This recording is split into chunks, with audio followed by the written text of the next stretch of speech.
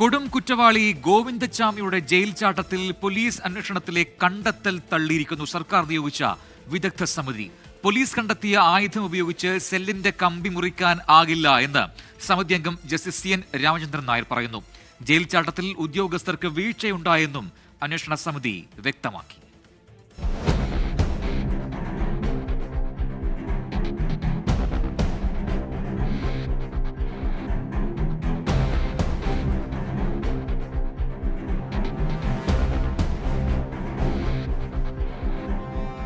Kannur central ജയിലിലെ പരിശോധന പൂർത്തിയാക്കിയ ശേഷമാണ് അന്വേഷണ സമിതിയുടെ പ്രതികരണം. പ്രഥമ ദൃഷ്ട്യാ തന്നെ ഉദ്യോഗസ്ഥരുടെ വീഴ്ച വ്യക്തമാണെന്ന് സമിതി വിലയിരുത്തി.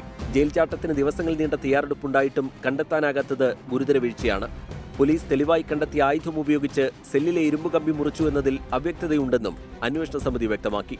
ഒരു ചെറിയ ടൂൾ കൊണ്ട്, ഒരു ചെറിയ ആക്സോ ബ്ലേഡ് കൊണ്ട് പോലും അത് മുറിച്ചു മാറ്റാൻ സാധിക്കില്ല. അപ്പോൾ അതുകൊണ്ട് ഒരു വലിയ വൈദഗ്ധ്യത്തോടെ മുറിച്ച പോലെ ഇരിക്കുന്നു കണ്ടിട്ട്. എങ്ങനെ ചാടി, ഏത് മെത്തേഡ് ഉപയോഗിച്ച് ചാടി, അങ്ങനെ ആ മെത്തേഡ് ഉപയോഗിച്ച് ആൾ ചാടിയപ്പോൾ അതിൽ സുരക്ഷാ വീഴ്ച വന്നിട്ടുണ്ടോ, ഇക്കാര്യങ്ങളൊക്കെ ഞങ്ങൾ തിരക്കുന്നുണ്ട്. കാലപ്പഴക്കം ചെന്ന സെല്ലുകളും തകരാൻ സാധ്യതയുള്ള മതിലുകളും കണ്ണൂർ സെൻട്രൽ ജയിലിലുണ്ട്. ഇത് സുരക്ഷാ ഭീഷണിയാണെന്ന് സമിതി വിലയിരുത്തി. ഉന്നത ജയിൽ ഉദ്യോഗസ്ഥരുമായി അന്വേഷണ സമിതി ഈ കാര്യങ്ങൾ ചർച്ച ചെയ്തു. ഉത്തരമേഖല jail DIG, Kannur central jail superintendent ഉൾപ്പെടെയുള്ളവർ യോഗത്തിൽ പങ്കെടുത്തു. വരും ദിവസങ്ങളിൽ സംസ്ഥാനത്തെ മറ്റ് ജയിലുകളിലും അന്വേഷണ സമിതി പരിശോധന നടത്തും. 24 കണ്ണൂർ. ലോകത്തെവിടെയായാലും ഏത് സമയത്തും 24 വാർത്തകളും ഓഗ്മെന്റഡ് റിയാലിറ്റി പാക്കേജുകളും എക്സ്പ്ലെയിനറുകളും വിശദമായി കാണാൻ ഞങ്ങളുടെ YouTube ചാനൽ നിങ്ങൾക്ക് സബ്സ്ക്രൈബ് ചെയ്യാം.